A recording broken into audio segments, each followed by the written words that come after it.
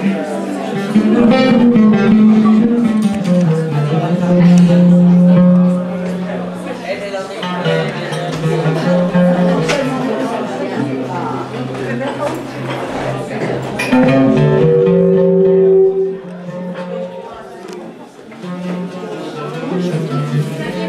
faut demander le papier et vous envoyer un mail. Bon, pour l'instant, je filme tout le monde. Ceux qui veulent pas être sur YouTube, ceux qui ne veulent pas être, ceux qui veulent mettre sur YouTube, m'envoient un mail, m'envoient à Pascal, un papier. Parlez plus fort.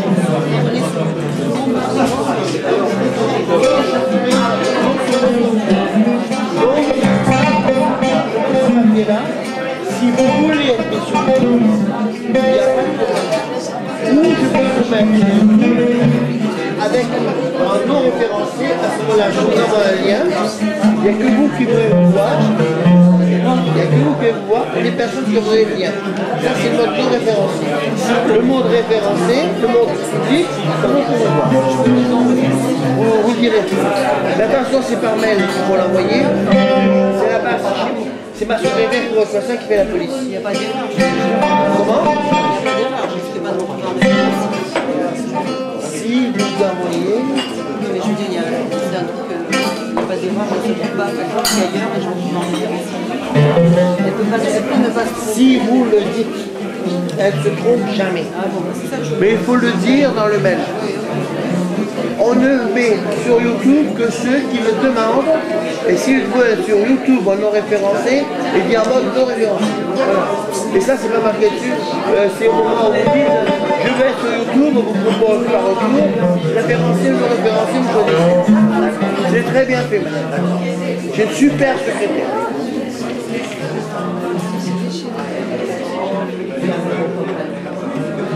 Ça fait longtemps. On m'entend? Oui. Oui, on entend. La chaîne moderne. Mais c'est là-dedans, prenez tout ça, il y a tous les coordonnées. Je vous signale, ça fait qu'une heure qu'il joue le mec. Ça fait une heure qu'il joue. Attends. Avec jeu, je crois. Attends, tu le fais sur... Alors, je vous signale que ça fait une heure qu'il joue, vous êtes en train de bavarder. Je sais pas, vous faites quoi quand même, hein. Moi, je l'écoute. Oui, avec toi. Toi aussi. Il y a un génie dans le... Alors un peu ça marche, un peu ça marche pas. C'est le café de Paris. Café Bazar. Alors, le café Bazar, pas mal. Donc les mille et une nuits, eh ben, les mille et une nuits, c'est quoi? C'est quoi? C'est du rêve, c'est de l'imaginaire, c'est pas du n'importe quoi. C'est toute une histoire qui se raconte à travers des siècles et des siècles. La Sherazade, la chère Sherazade. On peut se poser beaucoup de questions sur Sherazade, un Malek. Parce que Sherazade, si on la transpose à aujourd'hui, qu'est-ce qu'elle est? Elle n'est pas très féministe, hein, entre nous. Elle n'est pas féministe, attendez. Elle est en train de raconter des histoires, un type plein de pouvoir, autoritaire, et un grand sultan, enfin bref. Il raconte tout ça pour garder sa vie, mais est-ce que vraiment une femme engagée, féministe, irait faire des concessions pareilles? Pas d'accord, Moussa, pas d'accord, Moussa. Pas d'accord. Alors toi, Ginevra, tu irais raconter, je sais pas moi, des histoires à Hollande, rien que pour pas qu'il te sucre ta retraite. Moussa. J'irais lui raconter des histoires pour lui montrer une supériorité. Oui. Et ça, c'est du féminisme. Oui. C'est surtout... Les avis sont partagés. Moussa, il était très beau le mec, le tortionnaire, là, l'autoritaire. Il était d'une beauté sublime. Oui. Ça compte énormément pour une femme. Bon, enfin bref, je voulais pas vexer les cocus, hein. Il y avait Maestro. Il y avait à Bagdad, sous le règne du calife Haroun al-Rachid, C'est Sherazade qui cause là-bas. Un marchand fort riche, dont la femme était déjà assez marquée par les ans. Ils avaient un fils unique nommé Aboul Hassan, la trentaine, qui avait été élevé dans une grande retenue vis-à-vis de toute chose et qui ne connaissait du monde que son environnement immédiat. Je vous donne en mille, en une et nuit. C'est une introduction de quel conte? Question pour Malek. Voilà. Bravo. Tu vas me dire. Ouais, c'est le calife à la place du calife. Alors, si je te dis quelle page, là, tu vas... Quelle page? Je cale sur la page du passe à la suite. Page 43, donc c'est, je viens de lire juste une introduction du livre de Malek Shebel, qui nous fait l'honneur d'être parmi nous et qui dédicacera tout à l'heure son dernier ouvrage, Les 1001 nuits. Et moi j'aurais une question à lui poser. C'est vrai que s'attaquer aux 1001 nuits, pourquoi? Puisque c'est un sujet tellement éculé, tellement... On se calme le génie. Voilà, donc à tout à l'heure pour Malek dans la deuxième partie. Et donc nous allons ouvrir le bal du Café Bavard de la 12e édition. Et je vais appeler une belle voix qui est ici, c'est Floriane. Alors je crois qu'elle est hors sujet, Floriane. Complètement. Mais c'est pas grave. Hein. Voilà, on va céder la place. Merci pour notre ami Claude Chevalier, qui sera là tout à l'heure avec notre ami Geneviève. Et vous éteignez les insupportables. Merci. Il y a Ahsan là qui... Debout, je vais essayer debout. Ouais. Comme tu veux, là. C'est pas le micro, j'ai pas de chaise. Non, mais sinon sans micro. Hein. C'est comme tu veux. Sous micro, ça te donne voir. Non, mais on va voir. Au pire, tant pis. Bah oui, je crois que tu fais... Donc voilà, bonjour à tous. Et donc ce morceau, c'est mon dernier morceau et complètement hors thème. Il s'appelle Sous les lois des hommes.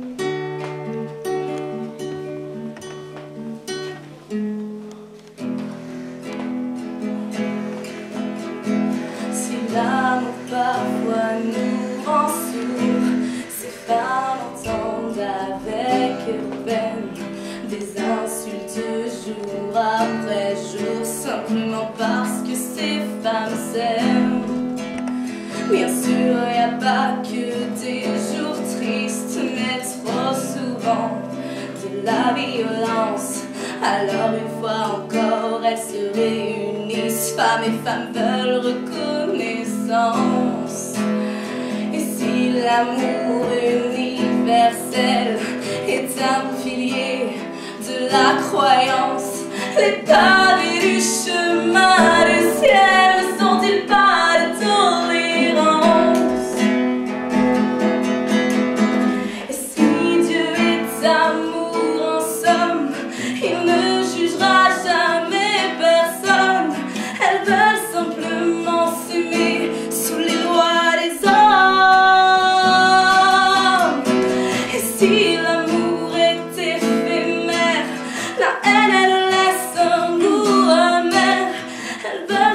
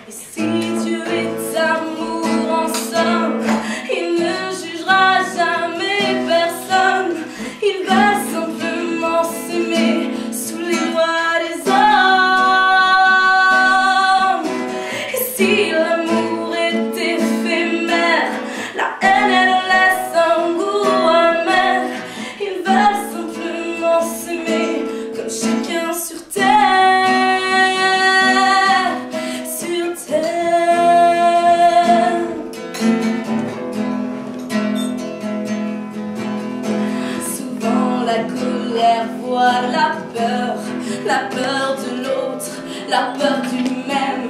Et on déploie dans la fureur des slogans honteux imprégnés de haine. On hurle à la virilité, on réinvente les lois divines pour mieux cacher son incapacité à mettre sa peur en sourdine. Prêcheur d'amour universel, est-ce là le pilier de vos croyances? Les pavés du chemin du ciel ne sont-ils pas de tolérance? Et si Dieu est amour en somme, il ne jugera jamais personne. Elles veulent simplement s'aimer sous les lois des hommes. Et si l'amour est éphémère, la haine elle laisse un goût amer. Elles veulent simplement s'aimer comme chacun sur terre. Et si Dieu est amour en somme, il ne jugera jamais personne. Ils veulent simplement s'aimer sous les lois des hommes.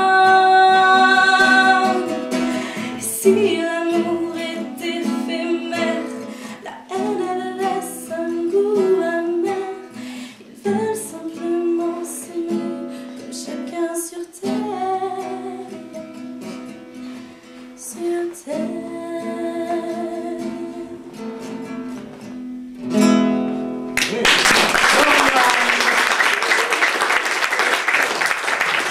Merci Florian. À tout à l'heure. Sans micro, hein. Alors est-ce que c'est donné à tout le monde, hein? Alors,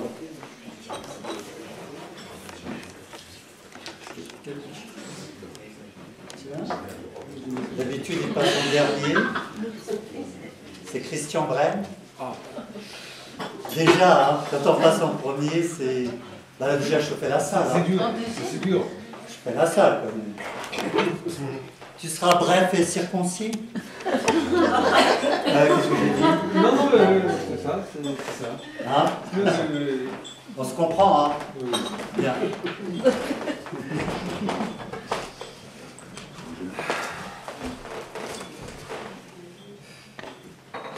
Il nous parle des 1001 nuits avec tant de ferveur et tant de vie qu'au grand jamais, non, ne nous ennuie et que souvent nous mettent en appétit. Il nous parle d'un monde fabuleux, de reines, de sabbats et de trésors, de nuits de plaisir, d'instants merveilleux, de danse et de femmes aux superbes corps. Il nous parle des 1001 nuits comme s'ils les avaient vécues eux-mêmes.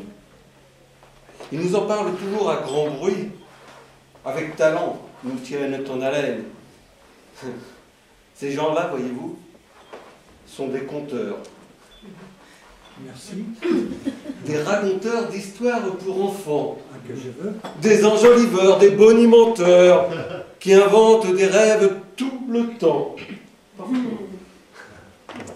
Eh bien moi, mes amis, je vais vous dire, 1001 nuits, ce n'est rien du tout. 1001 nuits de divin plaisir, si ça les fait rêver, moi je m'en fous. Moi, voyez-vous, ça fait très très longtemps que chaque nuit, je dors entre ses bras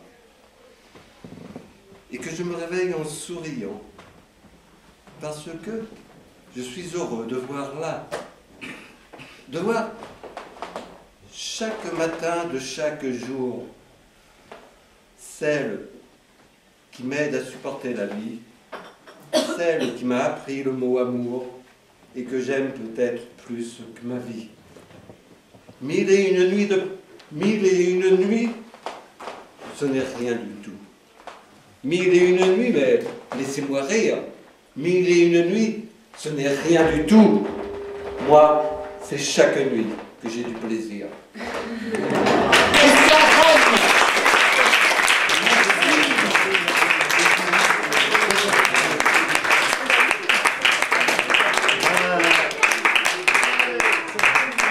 T'as une danse entre les mille et nuit, toi. Ah non, pas du tout, pas du tout, pas du tout. Mais c'est pas assez, je veux dire.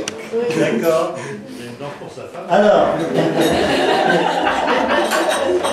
Alors, j'appelle Ginevra. Les deux. Les derniers seront les premiers cette fois. Eh oui. La table m'emprisonne, vois-tu. Elle ne veut pas que je monte sur scène. Ginevra, Bien. que je ne présente plus. Si? Si. Bah, Ginevra.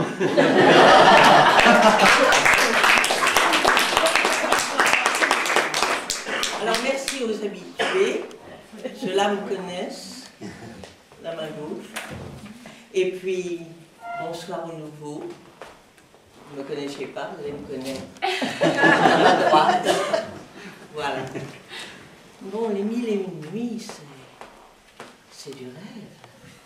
C'est un peu d'érotisme, c'est un peu de... Oh.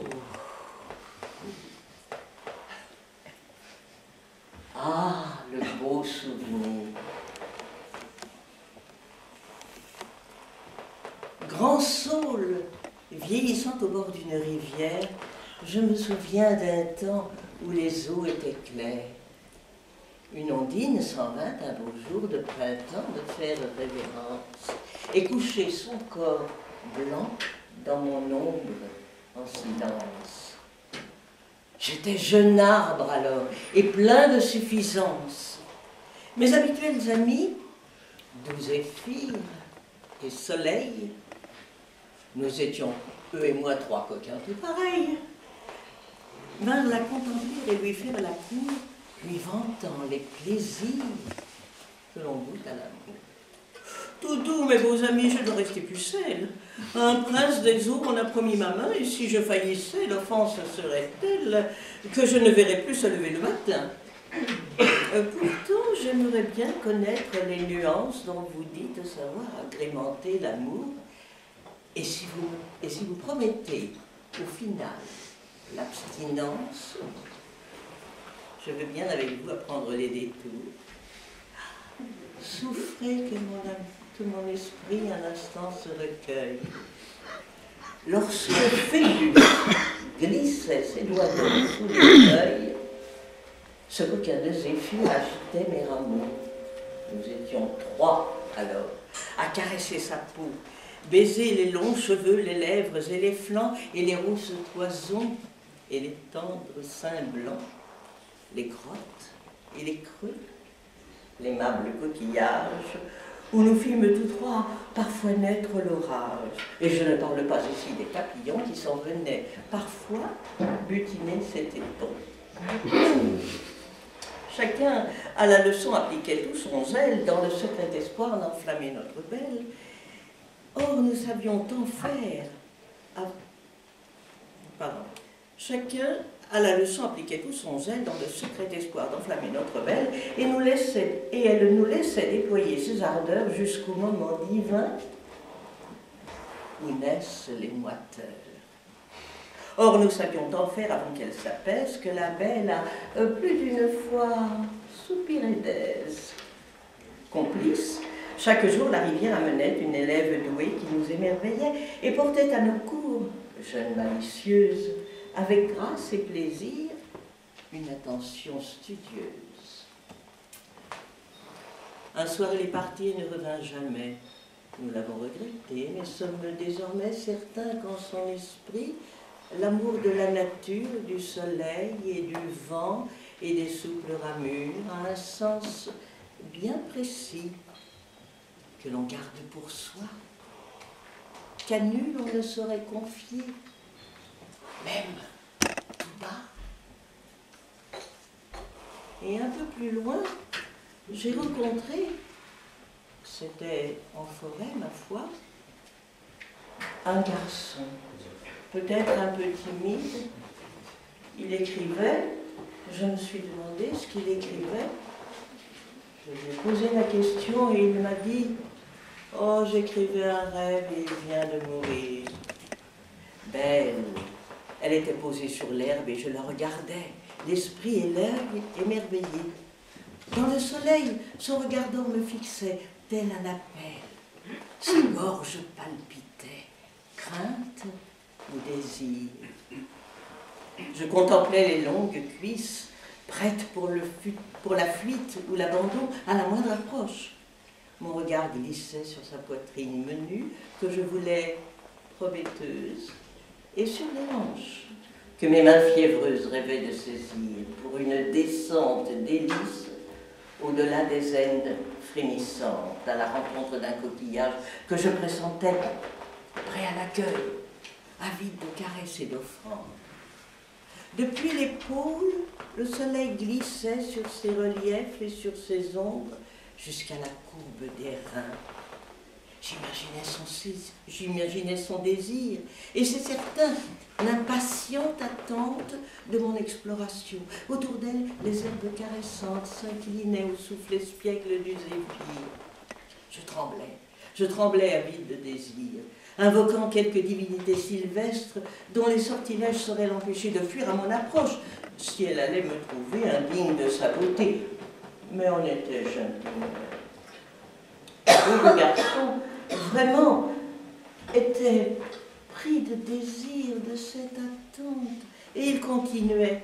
Assailli par le doute, je fermais un instant les yeux, et dans leur ombre moirée, je m'enivrais de sa beauté, des mille recoins mystérieux, des douceurs, odeurs, des cheveux, des poisons et des loges secrètes que j'allais atteindre. Je devais me montrer tout entier, m'avancer, la serrer contre moi et partager ses délices, ses vertiges, dans la douceur des herbes folles, des fleurs et des senteurs sylvestres. J'ouvrais les yeux, tendis les bras et m'élançai vers ma nymphette. Ma bottine écrasa une branche sèche. Les longues cuisses se détendirent 2 fois. Une rainette, rendez-vous compte, une petite grenouille, sauta dans le lac tout proche. Mon fantasme et le ciel répliqué se dispersèrent en quelques ronds.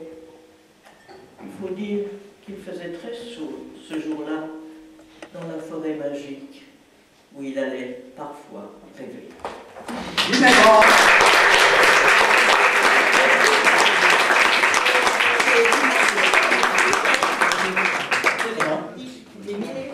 Tu étais dans le sujet. Merci. Alors, on peut utiliser le micro. Oui.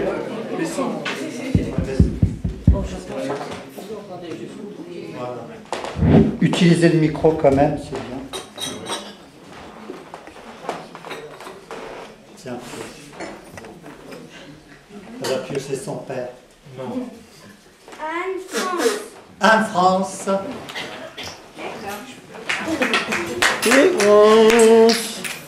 La musique que je m'habille, hein. Bonsoir, messieurs, dames. Bonsoir. Musique. Salut.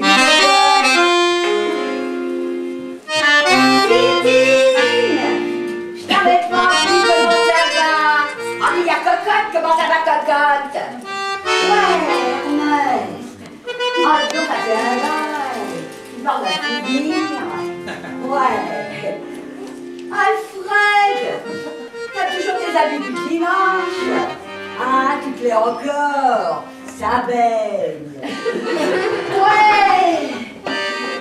Et puis voilà Aïcha. Et voilà Rachel, non c'est Rachel. Et Aïcha, non c'est le contraire. C'est Aïcha et Rachel. Vous êtes toujours copines, j'espère. Hein? Il faut, par les temps qui courent. Ouais. Le gitan des fortifs, je te vois là-bas. Salut mon frère, t'as le bonsoir de la tzigane. Ah, mais voilà. Ça, attends, c'est Bibiche. Et ça, c'est Robert, je te reconnais, pourtant il y a un moment. Robert, Eh, dis donc, t'es toujours avec ton banquier pourri. Oh, bah, t'en fais pas, il t'a acheté. T'en fais pas. D'ici quelque temps, ils seront bien pires. Dans 112 ans, mettons, ben, le fric, le pèse, le flousse, la monnaie, le pognon, quoi. Ça sera le maître du monde. Je l'ai lu dans des cartes, enfin, dans la main du passant dans la journée. Ouais, c'est toi, Julot. Julot, elle marche tes poulettes. Oh, et Cri-Cri, la voleuse de santé. Et Crac-Crac, et Poil-Poil. Bonsoir tout le monde. Il fait un froid noir sur le Rochechouart. Faut dire, un 31 décembre 1899, avec de l'orage, on peut faire de l'or ce soir. Ouais, en plus c'est dimanche, et en plus c'est messieurs Rhodes. Je suis venu vous prévenir, faut pas rester là. Allez, on fout le camp. Vous savez que les flics, hein, quand ils enterrent un siècle, surtout le 19e, ils peuvent être vaches. Lève-la, allez on se tire, on se casse, foutons le camp, barrons-nous. Aïcha et Rachel d'abord, le gitan des fortifs, et tout le monde, en courcher bruyant. Eh oui, il y aura du meilleur et ce sera gratis. Allez le public, vous venez avec. Les moches, les beaux, les riches, les pauvres, les cons, les malins, et tous ceux qui viennent d'ailleurs, plus soi-disant ceux d'ici. Hein? Le bonheur, c'est maintenant. Allez, on va boire à la santé du temps qui passe, même si on le regrette toujours un peu. Elle a la peau douce, aux taches de son, à l'odeur de rousse, qui donne le frisson. Et de sa prunelle, au ton vert de gris, l'amour étincelle dans ses yeux souris. Ah, si on l'aime bien, notre chien, elle est si belle et si gentille, on l'aime bien. Dis ça, Lily Pocha, où ça, à la Bastille. Encore, tout seul, ensemble.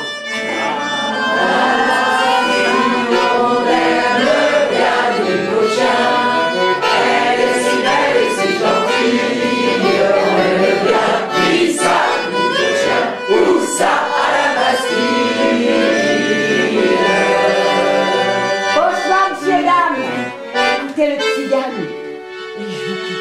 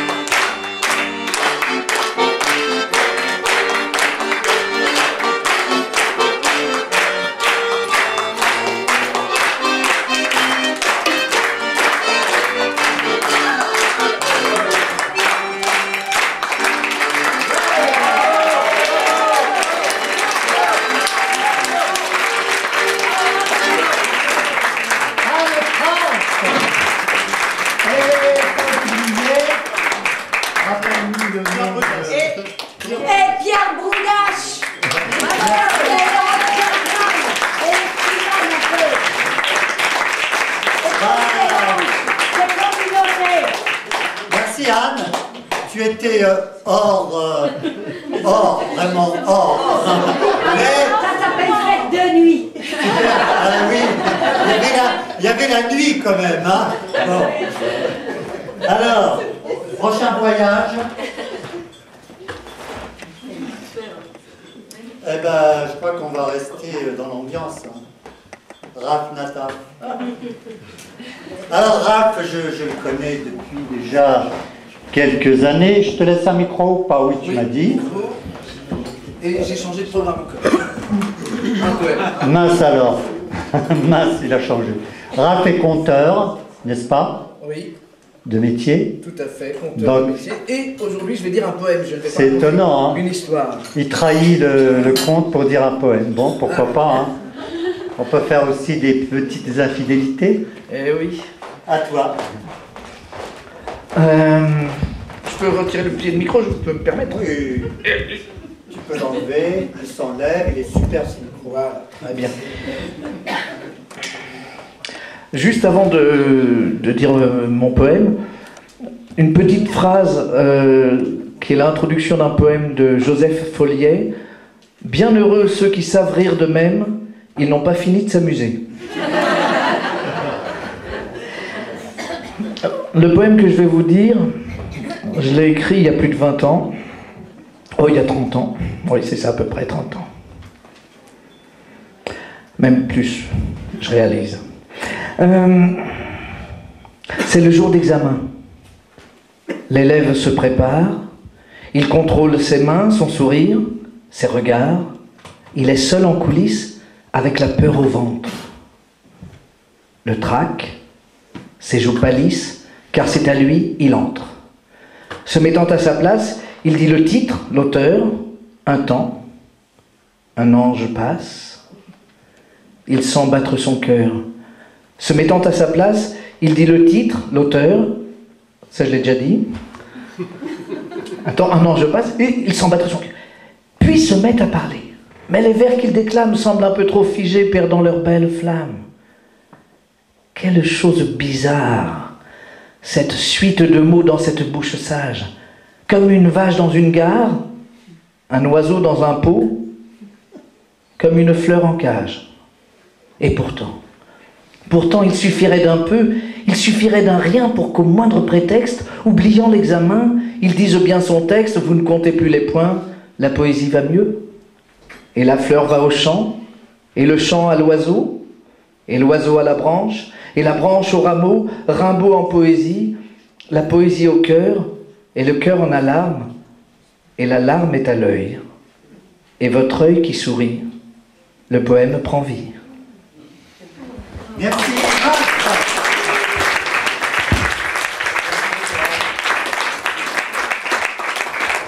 Je ne sais pas pourquoi il a changé, il devait dire un Boris Vian. Mais fais ce que tu veux, hein. Alors, le prochain voyage. Merci, papa. Merci. Merci beaucoup. Plaisir. Emmanuel Camp. Ah oui. Bonsoir à tous. Bonsoir. Alors moi je suis complètement dans le sujet et... Tu veux un micro? Non, ce n'est pas nécessaire. Ok. Voilà. Les contes des 1001 nuits. Personnage, mon beau-frère. Nous étions réunis, comme chaque année au moment des fêtes d'anniversaire, autour d'une grande table habillée d'une nappe de coton blanc brodé. Le même rituel faisait que mon beau-frère Émile, c'est ainsi qu'il se prénommait, prenait la parole en premier de sa voix forte et imposante. Et chaque fois, il nous rebattait les oreilles avec ces mêmes discours sur les statistiques, les pourcentages sur les produits de consommation et bien d'autres choses sans importance aussi. Bref, toutes ces analyses avaient un point commun, les chiffres. Je vais vous dire en confidence, mon beau-frère était expert comptable. Alors, comme vous l'aurez compris, les comptes d'Émile, ils m'ennuient.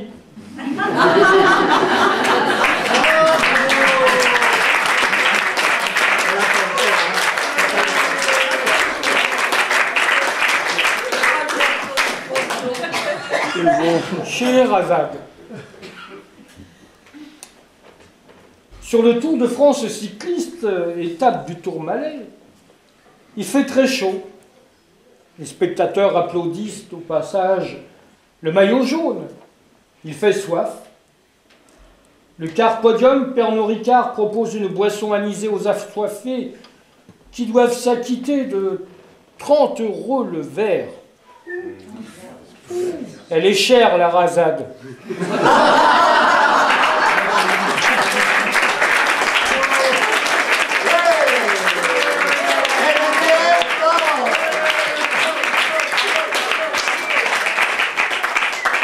Bon, je ne la ferai plus alors. Hein. Vous en avez des comme ça? Pas mal. Merci Emmanuel.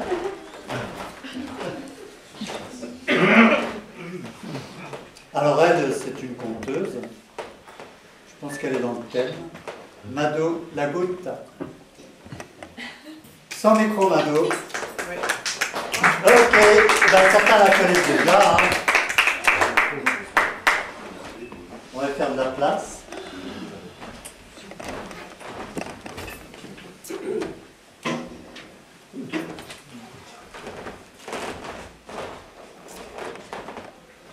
Eh bien, à vous de juger si je suis dans le thème ou pas. Voilà. Tandis que la belle Scheherazade, chaque nuit, à la lueur d'une chandelle, raconte une histoire pour sauver sa vie, de l'autre côté de la terre, Marie quitte la sienne, à la lueur d'une même bougie. Allongée sur son lit, elle fait le bilan de sa vie. Elle a épousé Louis il y a très très longtemps. Et elle se rend compte à présent qu'elle n'a pas été heureuse. Pourtant, elle l'a choisi. Elle l'a choisi contre sa famille, contre ses amis. Mais enfin, Marie, il est avare, il est radin, tu ne seras jamais heureuse avec lui. Ah, il est radin, il est avare, mais non, il est charmant, il est économe. Et puis vous, vos maris, hein, chaque samedi, ils dépensent leur paye au bal, en alcool. Pas lui. Il s'était donc marié, mais c'est le jour de son mariage qu'elle a fait quelques découvertes. D'abord, tout le monde se moquait de l'époux, et il portait un costume 3 pièces, élimé, rapiécé, trop petit. Il l'avait récupéré d'un aïeul et il avait dit à Marie, écoute Marie, je ne vais tout de même pas dépenser de l'argent pour un costume que je ne porterai qu'une seule fois pour toute la vie. Marie avait compris, elle avait même souri. Mais pendant le repas, Louis récupérait toute la nourriture de leurs 2 assiettes. Il disait, bah, c'est au cas où on aurait une famine. Marie n'avait pas compris, et c'est le ventre vide qu'elle s'était couchée pour la nuit de noces. Et lui-même s'était couché sur elle et avait ronflé toute la nuit. Si, si.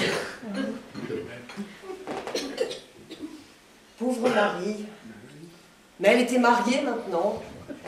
Le temps était passé et elle travaillait durement au champ pendant que son mari comptait l'argent qu'il économisait. Et il n'avait pas eu d'enfant, c'est qu'il s'économisait aussi de ce côté-là. Alors voilà, ce matin, n'a pas pu se lever. Malade d'amour, mal aimée, assoiffée, affamée, elle se mourait de fatigue. Son mari, Louis, était furieux. Il lui avait dit, Marie, enfin, la vache est en train de mettre bas, et le veau se présente mal, et c'est toi qui fais toutes ces affaires, j'aimerais bien que tu t'embelles, cette fois-ci encore. Marie avait répondu, mais je ne peux pas me lever, Louis, il faut que tu l'entendes, je vais partir, je vais mourir, c'est fini. Toute la journée, Louis avait fait des allers-retours entre la vache et Marie, Marie et la vache et Marie. À la nuit tombée, il avait été bien obligé de sortir une chandelle. C'est qu'il les économisait, ces chandelles-là. Elles étaient chères. Alors il en avait choisi une toute petite, une toute usée, il l'avait allumée, il l'avait posée sur la table de nuit. Et puis il s'était agenouillé près de Marie. Il avait prié. Et Marie, elle était heureuse. Il ne s'est jamais occupé comme ça de moi. Il m'aime donc, ce grand couillon de Louis. Il m'aime donc. Elle était lumineuse, Marie. Et Louis qui priait, qui marmonnait. Mais qu'est-ce que je vais faire? Si je laisse la vache avec le veau, je vais tout perdre, ça va être terrible. Mais si je laisse Marie, elle va mourir et ça porte malheur. Qu'est-ce que je peux faire? Alors depuis quelque temps, il se levait, il allait vers la porte pour l'ouvrir, et puis il hésitait, puis il revenait, faisait demi-tour, il s'agenouillait, puis il recommençait, il n'arrêtait pas de faire des allers-retours, et Marie, ça l'amusait, ça l'amusait. Et soudain, Louis, il s'était approché de Marie, il s'est penché vers elle, doucement à son oreille. Et Marie s'est dit, ça y est, il va me le dire. Il va me dire qu'il m'aime, je vais partir avec tout cet amour. Je n'y croyais plus. Et Louis a dit simplement ces mots. Marie, oh Marie, quand tu pousseras ton dernier soupir, lorsque je serai absent, tâche de le souffler vers la flamme pour l'étendre. Parce que vois-tu, les chandelles sont un peu chères. Louis est sorti de la chambre et Marie a compris quel était cet homme-là. Elle a compris qu'elle avait tout raté. Et puis soudain, elle s'est mise à rire du bon tour qu'elle allait jouer à son mari. La chandelle mourrait de sa belle mort. Et quant à elle, elle soupirerait son dernier soupir à l'opposé de la flamme. Et le lendemain matin, quand Louis s'est approché de Marie, il l'a vue si belle dans son sourire, si radieuse. Il n'en revenait pas. Il ne l'avait jamais vue aussi souriante. Vous voyez, chaque jour, il y a des femmes qui meurent sous les coups de leur mari. Il y a aussi des tas de femmes qui meurent d'être mal aimées. Oui, d'être mal aimées par leurs époux. Alors, vous autres, messieurs, quand vous nous appelez mégères, vous devriez réfléchir un peu, à part Christian, vous devriez réfléchir un peu à votre façon de nous aimer. Et je crois que c'est un peu cela que la belle Scheherazade essaye de nous dire avec tous ses contes. Quoi que tu en penses, mon cher Quoi monsieur. que j'en pense. Merci. Madame la Rousse.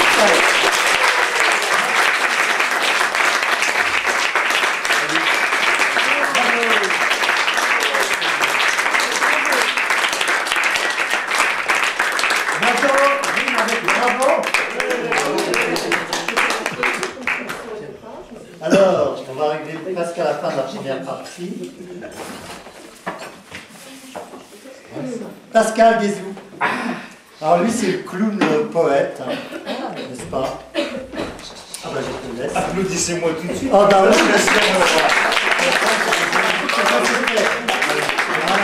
ça c'était un petit besoin d'un micro. Je sais pas, parce que j'ai bien réussi, donc je vais dire ça. Avec le micro. Ah ouais, ça fait star. Ça sera plus, ça fait star. Ça fait star, hein. Ça fait star et on t'entend bien. Comme ça, Je fais pas de génialité. Sois toi. C'est dur, hein. J'ai découvert le thème, alors 1001 nuits. Je vais vous raconter l'histoire d'une nuit qui s'est passée il y a très longtemps dans ma jeunesse. Si, il y a très longtemps. Le Petit Prince en délire. Il était une fois un garage. Quelles sont ces choses bizarres? Tout cela ressemble à un pâturage, un monde dirigé par le hasard. Une jeune fille très jolie est au cirque du bonheur. Un clown, dans sa folie, va lui ouvrir son cœur. Dit le mouton. M'entends-tu? Dessine-moi un aviateur, avec une charrue et des milliers de couleurs. Mais que fait cet éléphant rose? Il n'arrête pas de bouger. Et ce lion, pourquoi est-il morose? Parce qu'un nouveau roi est appelé à régner. Ce soir, tout bouge. Il n'y a plus de moi, le noir épouse le rouge, le ciel est notre toit. Raconte-moi les étoiles. Regarde celle-ci. La vois-tu briller? La plus grande qui se dévoile. c'est l'étoile du berger.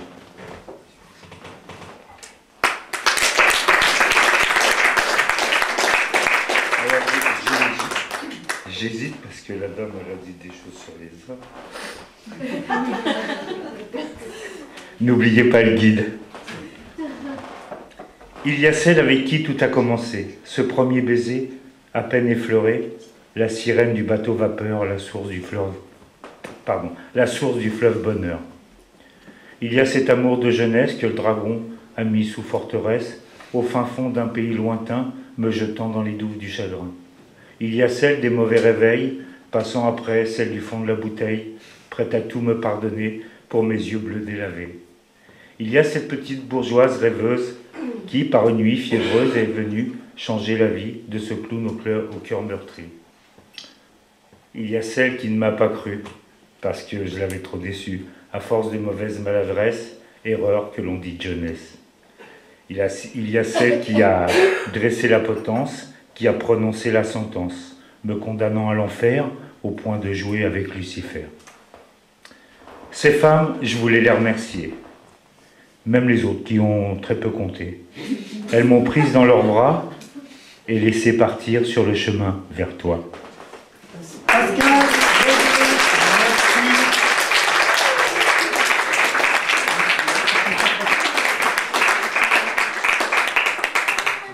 alors, les prochains, il m'a tué, c'est Omar.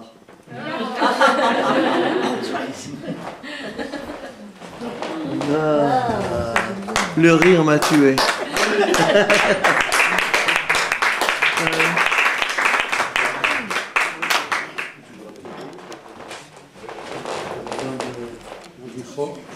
Il a besoin de rien.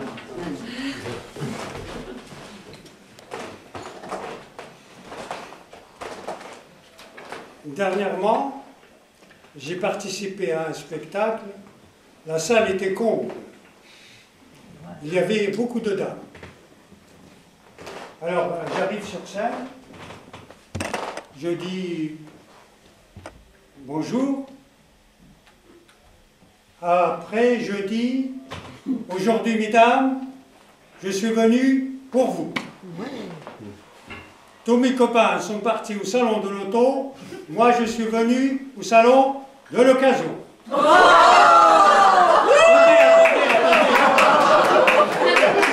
De bonne occasion. Il vaut mieux avoir une bonne occasion qu'une mauvaise voiture neuve. Et puis, avec une occasion, on ne risque pas de perdre des points sur son permis. On ne peut plus faire d'excès de vitesse. Les rallyes, les 24 heures du mois, il y a longtemps qu'on n'en parle plus.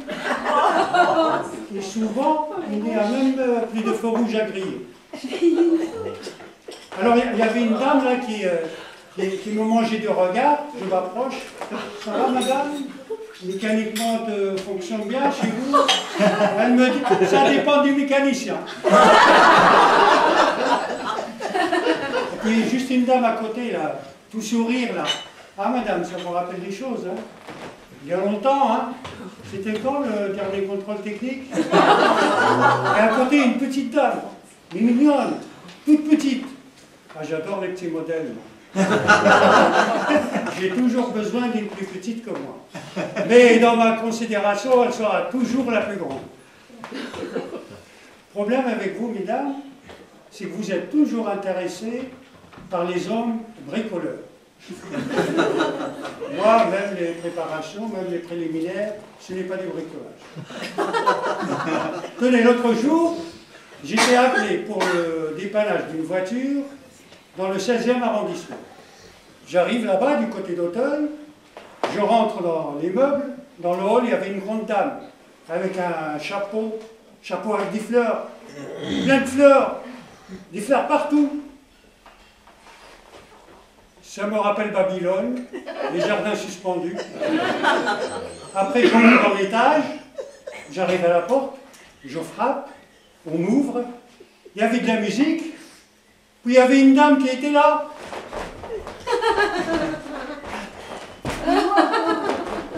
Vous aimez? C'est le lac des cygnes de Tchaïkovski. Tchaïkovski, je ne le connais pas celui-là. Ça doit être un nouveau remplaçant du PSG.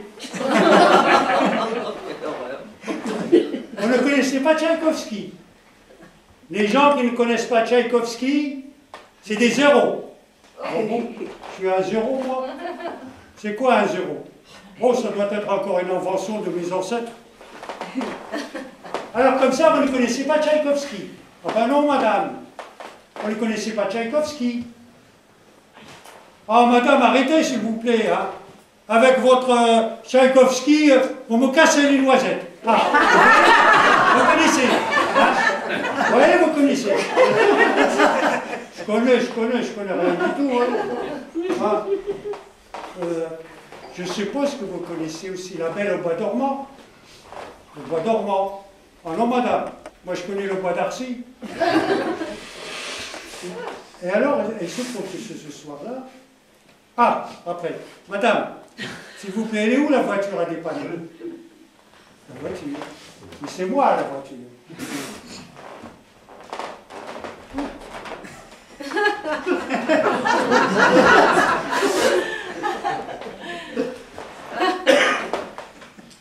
Il se trouve que ce soir-là, chez cette dame, la 5 était en panne. Ben, je suis passé par Canal+. Après, il me dit, dites donc, monsieur le dépanneur, je croyais que vous étiez philosophe. Oui, je suis philosophe. Cela ne m'empêche pas d'être aussi manœuvre aux travaux. C'est ça la polyvalence.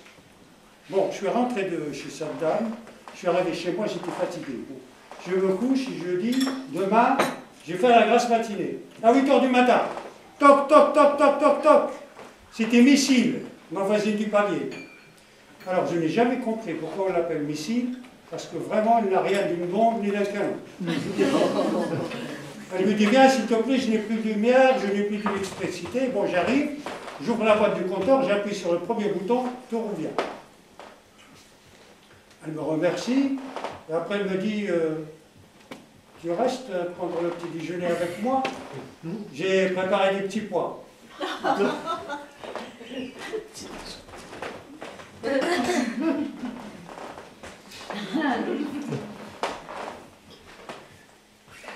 Je n'ai rien contre les petits pois, mais la voisine. C'est un polo. Et il faut voir comment elle s'habille. Hein. C'est une enseignante. Je me rappelle de Moussa quand il était enseignant. Le pantalon il manquait toujours 20 centimes. Alors, ah oui, il n'y avait pas que ça. Hein. Ah, puis elle est curieuse, ma voisine. Elle pose de ces questions. Omar, tu as commencé à quel âge? Moi, 14 ans, notice en main avec une dame mariée. Et quand tu n'es pas là, tu es où? Ben, quand je ne suis pas là, je suis ici. Alors, je sors de chez ma voisine du palier. Voilà la dame du deuxième qui me tombe dessus. S'il te plaît, viens me dépanner, j'ai les WC qui sont bouchés. J'arrive chez cette dame-là, bon, je ne savais pas quoi faire, c'était grave. Hein. Et après, j'ai eu une idée. Je lui ai dit, vous avez un aspirateur? Je lui ai dit, oui. Il dit, donnez-moi l'aspirateur. J'attrape l'aspirateur et puis, bon, ça y est, il est bouché. Après, il fallait ouvrir le sac. Il fallait vider le sac, l'aspirateur. J'ouvre le sac, il y a une dame là-dedans. Qu'est-ce que vous faites ici, vous? Elle me dit, je suis de premier, on n'arrive même plus à faire pipi tranquille.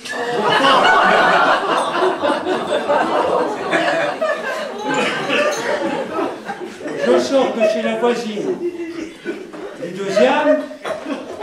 Voilà la dame du rez-de-chaussée. Elle me dit, Saint-Lazare, j'ai ma chaudière qui est en panne. Elle m'appelle Saint-Lazare parce qu'elle croit que je suis portugais. Elle veut absolument que je sois portugais. Bon. Pourquoi pas? Je lui ai pourtant expliqué l'autre jour. Je lui ai dit, madame, je ne suis pas portugais.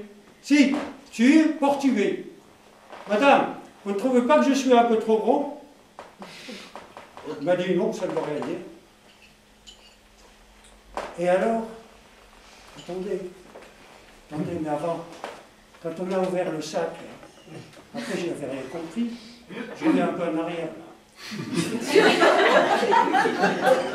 Cette dame-là qui est du premier, là, qui était en train de faire pipi, elle saute là-dedans, habillée tout en blanc, nickel.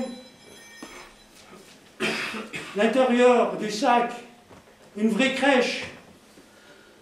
Elle me saute dessus. Lâchez-moi, madame, je ne vous connais pas. Elle me dit, moi, je te connais. Je savais que du deuxième, tu allais directement au rez-de-chaussée. Hein? Tu ne crois pas que je vais me laisser griller? J'ai une course à faire, j'en ai pour 1 heure, et dans 1 heure, je t'attends au premier. Bon. Donc je rencontre cette dame-là qui me prenait pour un Portugais. Et alors on arrive chez elle. La bonne surprise, je n'aurais jamais cru qu'une dame de cet âge-là avait une aussi belle chaudière. Bon, elle me dit, puisqu'on est là, on attaque tout de suite. Voilà, je commence le travail, le ramonage. Voilà qu'elle se met à gémir et à crier. Je ne comprenais pas. Je n'avais pas ma main dans son sac. J'avais les mains au panier. Et elle continue à gémir et à crier. Vas-y, vas-y, encore. Vas-y, Salazar. Vas-y, vas-y, vas-y. Salazar, vas-y, Franco.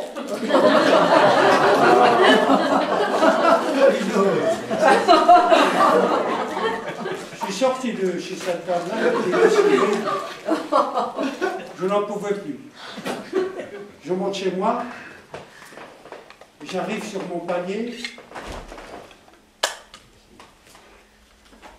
Sherazade, l'amour de ma vie, elle m'attend devant ma porte.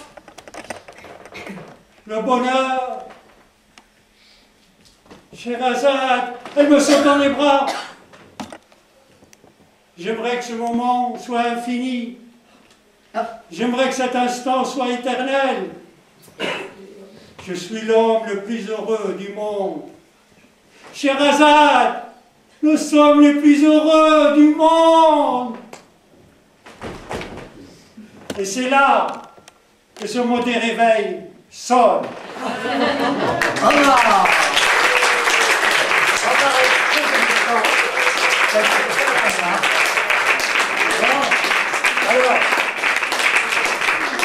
Un bel exemple pour rappeler un petit peu les règles.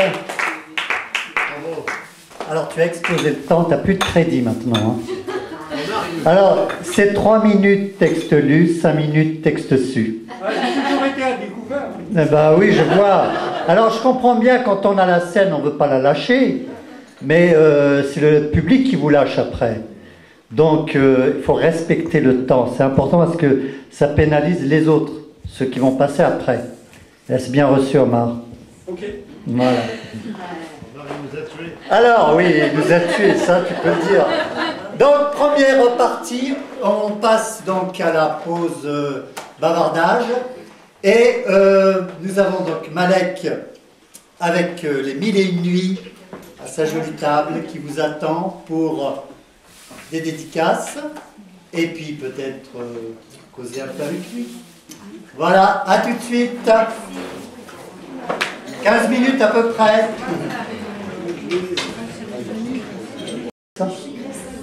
Voilà, on a bien bavardé. On a bien... Ginevra, on a bien bavardé, Ginevra? Bon, attends, tu vas reprendre ta place. Gentiment. Elle a accueilli, elle fait l'accueil aussi, Ginevra. Ah oui, c'est la marraine du Café Bavard. Hein. Et oui, c'est un pilier. N'est-ce pas? Alors, donc on va poursuivre. Tout le monde est là. Alors, il ne reste pas beaucoup de monde dans le chapeau. Hein. Il ne reste pas personne dans le chapeau, à moins d'avoir perdu en route. Et bien, c'est Asdine. Asdine. Oui, c'est moi. Allez. Asdine, lui, c'est le spécialiste des 1001 nuits, n'est-ce pas? Il ne dort pas de la nuit, lui. Asdine, c'est le conteur Hein, il a des poches sous les yeux. Comment va Scheherazade? Ça va, elle se porte bien. Elle se porte bien? Ouais, tu lui passeras le bonjour. J'y manquerai pas. Voilà.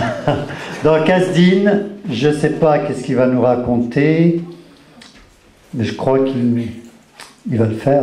Oui, c'est sûr que je vais le faire. Pas de micro pour toi. Ce que je vais raconter, bon, ben, c'est simple, je vais raconter le début des Mille et Une Nuits, c'est-à-dire comment commencent les contes des Mille et Une Nuits. On raconte, mais seul le Tout-Puissant est à même de dire ce qui est vrai et ce qui est faux. On raconte que deux rois très puissants, le roi Shahriar et le roi Shahzaman, après avoir surpris leurs femmes dans leur lit, avec l'un des cuisiniers du palais, eh bien, à partir de ce jour, ces deux rois ont juré de ne plus jamais faire confiance aux femmes. Le roi Shahriar, plus affecté que son frère de cette trahison, lui par contre ne compte pas en rester là. Pour punir toutes les femmes de leur perfidie, eh bien, après avoir tué sa femme, ainsi que tous les sujets de son palais, il ordonne maintenant à son vizir de lui amener une jeune vierge, qu'il épouse le jour même. Et après avoir consommé le mariage, le lendemain matin, il ordonne à son vizir de la faire tuer. Et les jours et les mois suivants, c'est la même chose. Le vizir amène une femme au roi, le roi l'épouse, il passe la nuit avec elle, et le lendemain, il la fait tuer. Toutes ces femmes exécutées inquiétaient les habitants du royaume. Ils se demandaient si quelque chose ou bien quelqu'un pourrait calmer la colère du roi. Or, dans ce royaume, il y avait une jeune femme qui était plus particulièrement révoltée par l'attitude du roi Shahriar. Cette jeune femme se prénommait Shahrazad. Shahrazad avait une sœur qui s'appelait Dunyazad. Shahrazad et Dunyazad étaient les deux propres filles du vizir, du roi Shahriar. Certains poètes de l'époque, en parlant de Shahrazad, disaient d'elle que lorsqu'un homme la regardait, waouh, la lune aussitôt se mettait à rougir. Mais Shahrazad n'était pas uniquement une très belle femme, elle était aussi très intelligente et très cultivée. Elle était cultivée à un point tel qu'elle avait lu un nombre considérable de livres, des livres en tout genre. Livres de poésie, romans, livres de mathématiques, traités de philosophie. Elle était capable de mémoire, de raconter le contenu de chaque livre qu'elle avait lu. Eh oui, à croire que toutes les qualités humaines s'étaient donné rendez-vous en elle. Oh, qualité humaine, cela dit, qui faisait la fierté de son père.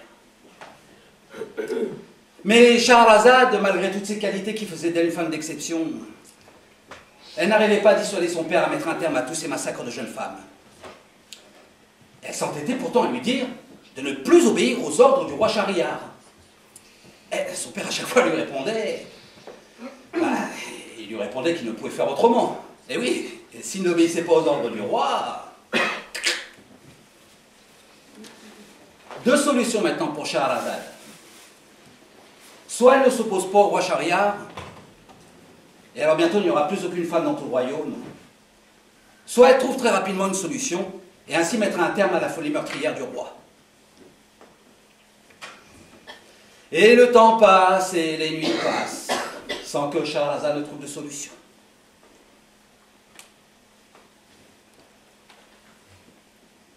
Et un matin, comme si la main du Tout-Puissant s'était posée sur elle pendant son sommeil, Shahrazad trouve enfin une solution.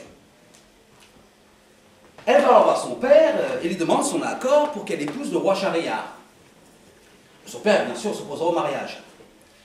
Et oui, parce qu'il sait très bien qu'après la nuit de noces, le roi lui ordonnera de tuer sa fille.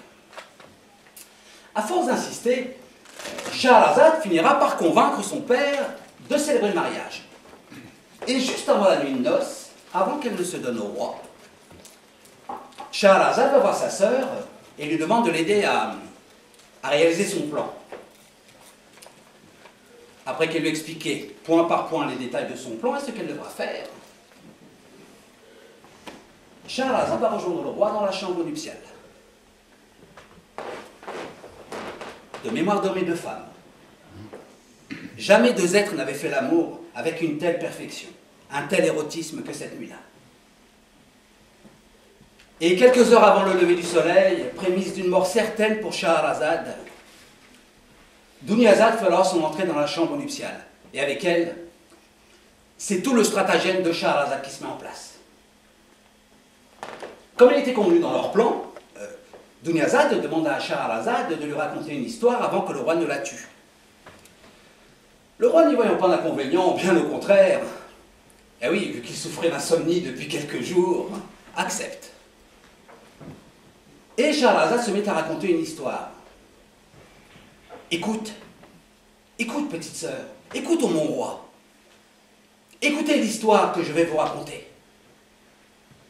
Et elle raconte.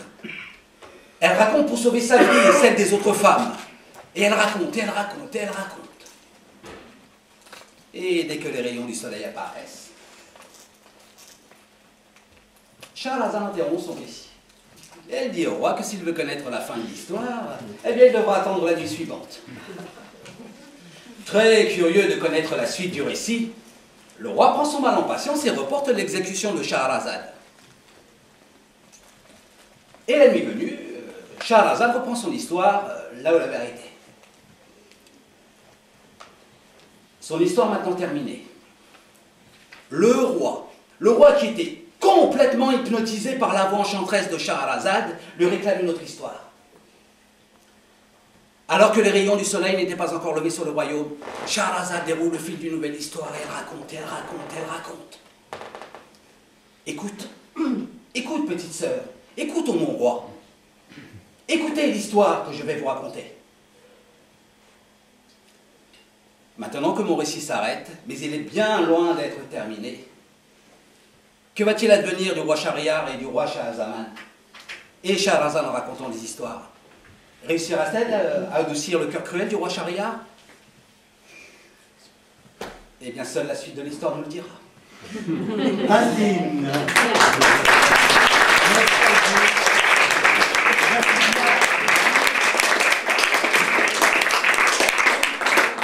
Croyez-moi, s'il avait plus de 5 minutes, il serait encore là. Oui. Oui. Alors, Martine Sialom, elle est là.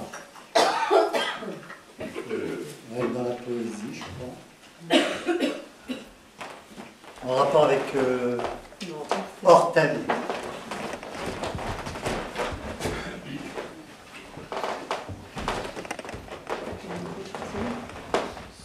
C'est bien.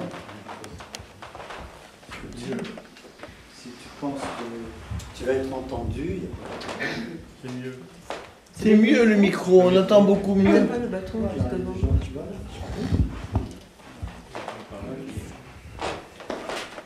Je vais vous réciter un poème intitulé « Et la mer et l'amour » de Pierre de Marbeuf. Et la mer et l'amour ont la mer pour partage. Et la mer est ta mère, et l'amour est ta mère. L'on s'abîme en la mer aussi bien qu'en l'amour, car la mer et l'amour ne sont point sans orage. Celui qui craint les eaux, qu'il demeure au rivage. Celui qui craint les maux qu'on souffre pour aimer, qu'il ne se laisse pas l'amour enflammer. Et tous deux ils seront sans hasard de naufrage. La mer de l'amour eut la mer pour berceau. Le feu sort de l'amour, sa mère sort de l'eau. Mais l'eau contre ce feu ne peut fournir des armes. Si l'eau pouvait éteindre un brasier amoureux, ton amour qui me brûle est si fort douloureux, que j'eusse éteint son feu de la mer de mes larmes.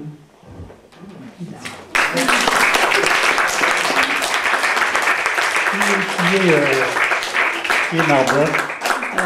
C'est un écrivain du XVIe, XVIIe siècle. J'en sais pas tellement. C'est étonnant, je ne le connais pas. Je suis cultivé. La culture. Hein. Ben, merci Martine. Alors, il n'en reste plus qu'une et ce sera celle-là. C'est qui reste? C'est qui celui-là? Bah, il n'y en a qu'une, hein. Elle est où? C'est qui? Il y en a deux normalement. Oui. On va faire un duo. Alors là, donc, c'est Madeleine. Hein? On l'attend. Sans Proust, bien sûr. On l'attend, bien sûr.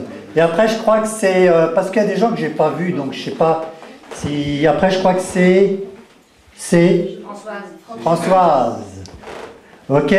Et après, on clôturera avec la dernière histoire de Scheherazade. Donc, Asdine avait fait donc l'introduction, si je puis me permettre, de Scheherazade. Et on a la dernière histoire de Scheherazade après. Oui. Ah, tu l'accompagnes?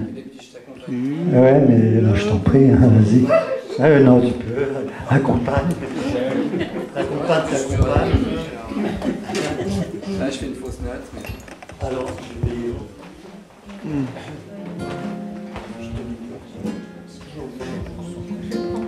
Ça fait citron. Hein. Ça fait citron. Hein.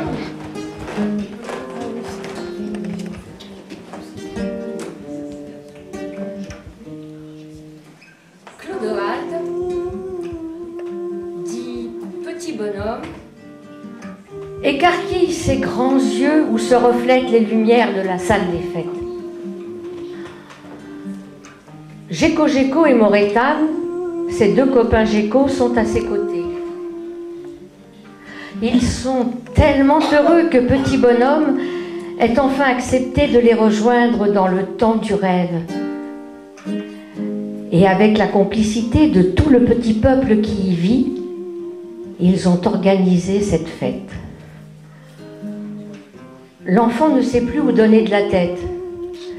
Tout ici est tellement différent de son monde humain, rempli de « ils veulent l'obliger à aller en classe, l'obliger à se laver, à faire ses devoirs. » Aucune place pour la rêverie.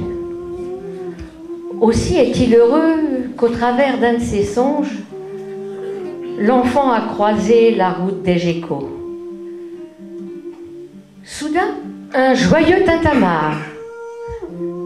Arrivent en farandole les grenouilles rieuses Cocoy et Ranitomeia, Nerprin le farfadet avec sa copine Luciole accrochée à ses basques, la fée bleue tout voile dehors, et Merlin l'enchanteur qui s'y prend les pieds. Et assis sur la coquille d'Élix, le flamand escargot, Freyr, le roi des elfes. Brusquement, l'obscurité tombe sur la salle. Une silhouette se découpe sur un fond de lave en fusion. Un grand cri fuse. « Va des rétros, Satanas !» Le diable, car c'est bien lui, apostrophe Géco. Il y a un humain ici ce soir, Clodoald. J'exige que tu me le donnes. Ici, c'est petit bonhomme. Il a choisi le temps du rêve. Il ne t'appartiendra jamais. La colère du diable explose. Depuis des millions d'années, je nourris les humains avec mes poisons nommés maladie, haine, mort, guerre. Ah, leur guerre, de sacrée réussite. C'est à elle que je dois ma peau à Corny. Hiroshima et Nagasaki, ça te dit quelque chose? Oh, bah bien fait si tu y as brûlé tes ailes. Je t'ordonne de me remettre Clodoald. Bon, écoute, Lucifer. Ici, c'est le temps du rêve où tu n'as aucun pouvoir. Alors, casse-toi vite fait. L'orchestre, sous la férule de Scorpion, explose. Les notes s'envolent, se fracassent sur le parquet, pilonnent les épaules du diable, le renvoyant à son néant. Et la farandole reprend. Petit bonhomme ne tient plus en place. Il saisit les voiles de la fée bleue. Géco et Morétane lui emboîtent le pas. Enfin, la musique s'arrête. Éclat de rire et cris de joie. 8 yeux brillants fixent ce petit bonhomme qui ne voit qu'une minuscule araignée. Bonjour, je suis Agélina. L'enfant la salue et aussitôt une écharpe soyeuse s'enroule autour de son cou. Morétane lui susurre à l'oreille. Ça a été tissé par Agélina et ses copines. Et le scorpion rajoute, il te suffira de la porter quand tu voudras nous rejoindre dans le temps du rêve. La pénombre s'installe petit à petit dans la salle. Berg, le grand troll, prend l'enfant par la main et le conduit devant un mur qui s'illumine. Te voici devant notre auberge de galaxies. Ferme les yeux et entre hardiment. L'enfant s'élance, le cosmos le happe, dans un tourbillon d'étoiles bleues, de soleil vert. Oui. Et il s'endort. La douce voix d'Agélina lui dit au creux de son corps et de son cœur, tu as devant toi toutes nos vies, celles du temps des rêves, le temps que tu as choisi, ne l'oublie jamais. Berg, le grand troll, le dépose sur un lit de mousse. Clodoald, viens vider le lave-vaisselle. L'enfant sursaute. Sa main frôle son cou. L'écharpe d'Agélina palpite doucement. Le temps du rêve est bien réel. L'enfant redresse les épaules.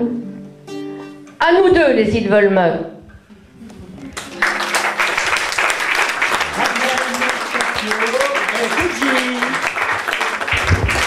Donc tu n'étais pas à terme. Alors j'appelle Françoise Marty. Alors, je ne sais pas si c'est un poème ou... Non, c'est un conte. C'est un conte. Le conte est bon. Je ne sais pas. Et sur la thématique? En parallèle. D'accord. Avec ou sans micro? Sans. Micro, c'est mieux quand même. Parce que pour le rendu du son sur la caméra, sur la vidéo, c'est beau. Si elle veut son micro, elle fait ce qu'elle veut. Hein. Son micro. Bon, attends. Bon. Alors, je te laisse. La femme dont je vais vous parler, ce n'est pas Scheherazade, non. Elle en est bien loin. Elle a vécu bien avant Scheherazade. Mais comme elle a su, durant de nombreuses nuits, protéger une vie. Je vous l'ai dit, c'était il y a très longtemps. Cette femme, toujours triste, vivait à côté de son compagnon, dans une forêt très profonde. Ils n'avaient pour seul voisin que les animaux sauvages. Et de la lucarne de leur maisonnette, ils voyaient passer les vents, les pluies, les soleils.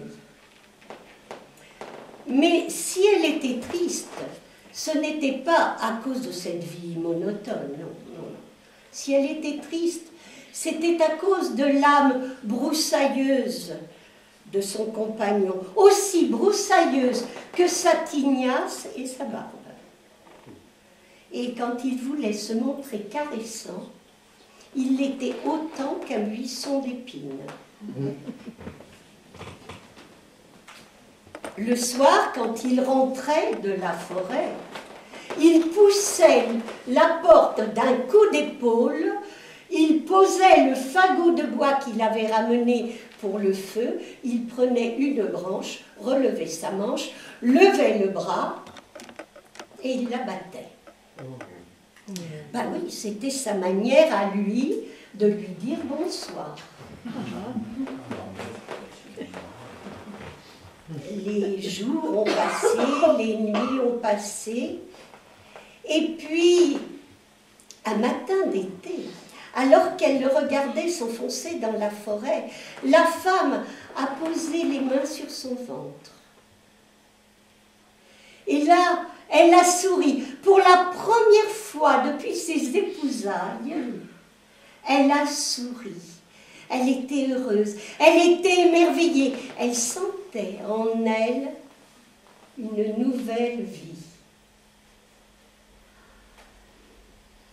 Je peux vous dire que son bonheur a été de courte durée, car elle a tout de suite pensé que s'il continuait à la battre, il atteindrait cette jeune vie qu'elle avait au fond d'elle. Alors toute la journée, elle a réfléchi avec force, avec désespoir. Elle s'est dit, il ne faut plus qu'il me batte. Et le soir, quand l'homme est rentré, elle a entendu la porte s'ouvrir avec fracas. Il a pris la branche, il a levé le bras, lui a dit, attends, attends, je vais te raconter une histoire. Écoute-la et tu me battras après. Au moment où elle disait ça, elle n'avait pas la moindre idée de ce qu'elle allait lui raconter. Mais les mots sont venus, ils sont sortis de sa bouche, suaves. Et toute la nuit, l'homme l'a écouté, les yeux écarquillés. Et quand le jour est apparu, il a repris sa hache et il s'en est allé vers la forêt. Le lendemain, la porte s'est ouverte avec fracas. Le soir, il a repris sa branche. Attends, attends, je vais te raconter une histoire encore plus belle que celle d'hier soir. Et après, tu me battras si tu veux. Et toute la nuit, la femme a raconté devant l'homme qui avait les yeux ronds et qui ne bougeait pas d'un poil. Et ainsi de suite. Pendant 9 mois, la femme a raconté toutes les nuits des histoires à son homme. Et puis, au bout de 9 mois, l'enfant est né. Et avec lui est né l'amour. L'homme a découvert l'amour. Et les contes des 9 mois, me direz-vous, eh bien, eux, ils se sont envolés aux 4 coins du monde. Ils se sont accrochés aux lèvres des hommes. Et j'ai eu la chance d'en rencontrer quelques-uns. Et c'est pour ça que je suis venue ce soir partager celui-là avec vous.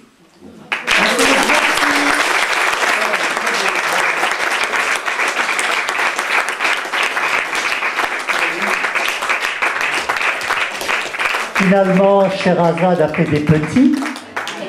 Hein? Il vient d'où ce conte? C'est un conte français. Oui.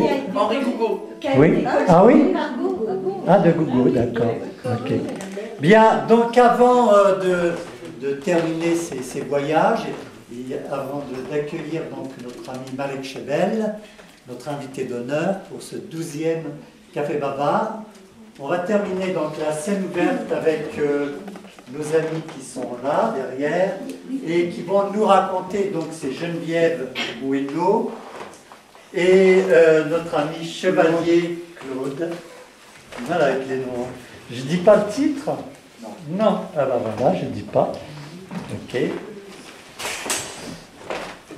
En tout cas, c'est la dernière histoire. Ça se réfère bien à 1000 et une nuits. Donc, c'est les accessoires qu'on a d'habitude dans le spectacle et dont on guère se passer.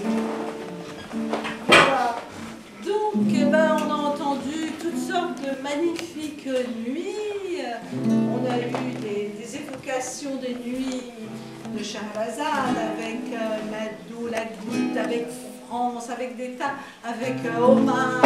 Scheherazade était un petit peu partout. Et donc, grâce à ces algorithmes qu'elle avait inventés, puisque Elle était aussi mathématicienne, elle connaissait le grand mathématicien Al-Khwarizmi. Donc toutes ces nuits passèrent jusqu'à celle-ci que nous allons vous interpréter, où Shahrazad, à son tour, prit la parole. Oh, Shahrazad, que cette histoire est splendide. Oh, qu'elle est merveilleuse. Et tu m'as fait voir, ô docte et diserte, des événements qui arrivèrent à d'autres qu'à moi, et à considérer attentivement les paroles des rois et des peuples passés, et ce qu'il advint de choses extraordinaires et dignes de réflexion. Et de t'avoir écouté durant ces 1001 nuits, je ressors avec une âme profondément changée et imbibée du bonheur de vie. Alors, les rideaux s'écartèrent et Dunyazad, la petite sœur, parut, suivie par une nourrice avec des jumeaux suspendus à ses seins, tandis qu'un troisième enfant marchait à quatre pattes derrière elle. Et en souriant, Shahrazad rangea les enfants devant le sultan. Voici, ô mon roi, les 3 enfants que durant ces 3 années m'a accordé le rétributeur par ton entremise. Le roi Shahriar, les yeux mouillés de larmes, faisait aller son regard de la mère aux enfants et des enfants à la mère sans pouvoir prononcer une seule parole. Alors Dunyazad, la petite sœur, s'avança. Et maintenant, ô roi du temps, vas-tu faire couper la tête à ma sœur Shahrazad et rendre ainsi orphelins ces 3 petits rois que nulle femme ne saurait soigner et aimer avec le cœur d'une mère? Alors le roi Shahriar, entre 2 sanglots, reprit.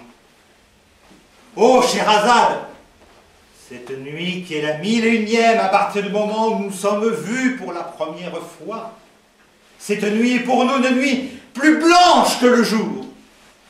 Et ce disant, il se leva et embrassa Shahrazad sur la tête.